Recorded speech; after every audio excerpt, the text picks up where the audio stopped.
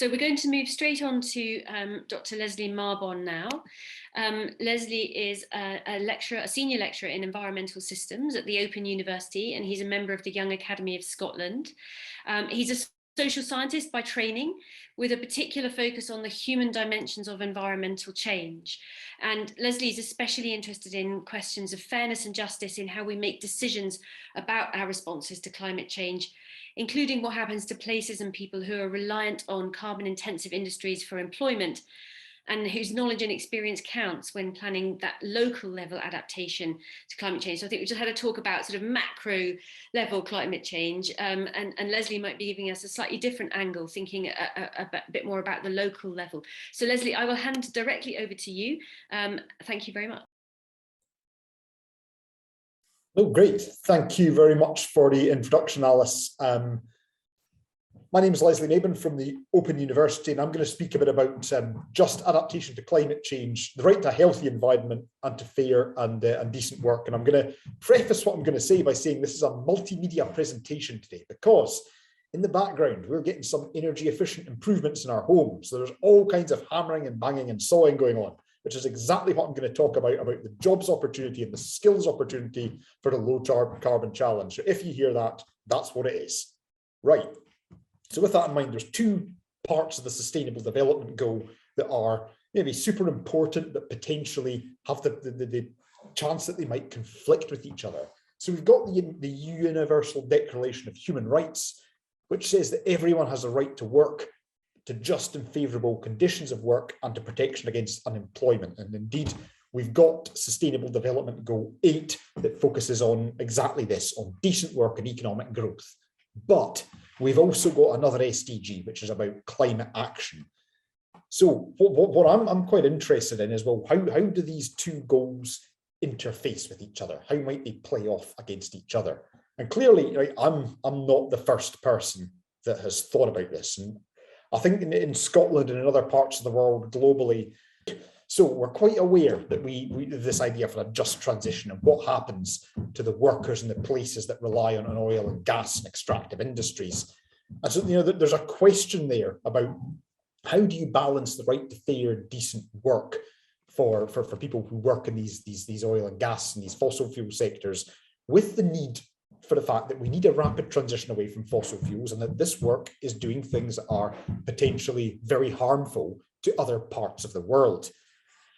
And one of the really challenging things I think about, and one of the big questions that we haven't addressed so much around this side of just transitions in fossil fuels, is we look at what we know now about a lot of these fossil fuel operators, Total, or the latest one we've heard about Exxon in the past as well, and how the efforts that they've gone to kind of conceal or divert attention from climate change. And we might ask very big questions about whether some of these industrial players that we might rely on for a just transition for oil and gas workers will ever actually act in the interests of climate and in the interest of human rights globally.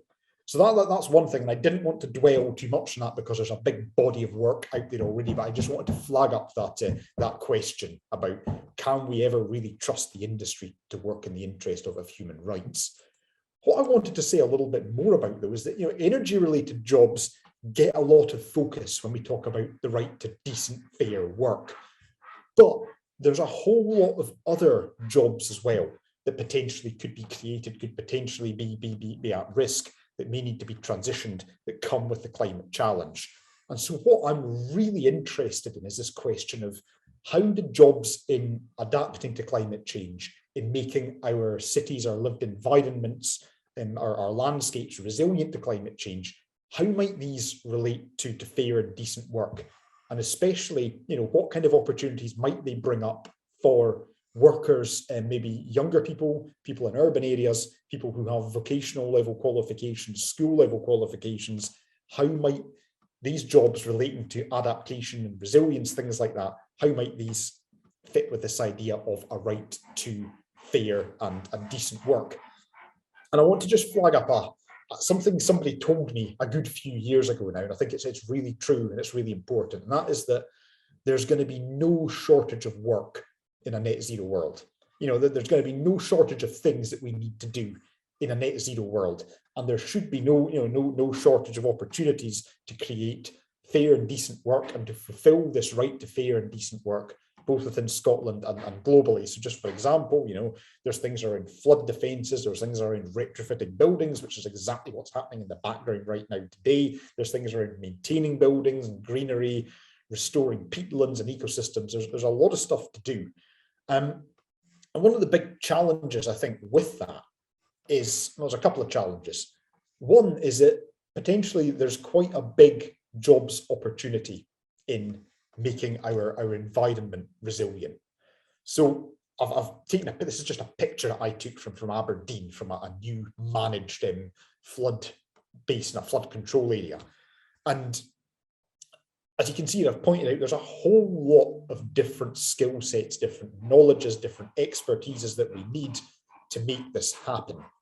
One of the challenges, though, is that this is not as exciting to look at as a wind turbine. It doesn't give you anything big and shiny. It doesn't necessarily give you something that's flashy to look at that a politician can come and cut a ribbon on. So how does one build, I suppose, societal interest? How does one sustain political interest in the kind of fair, decent work opportunities that might be created through making our environment resilient to a changing climate?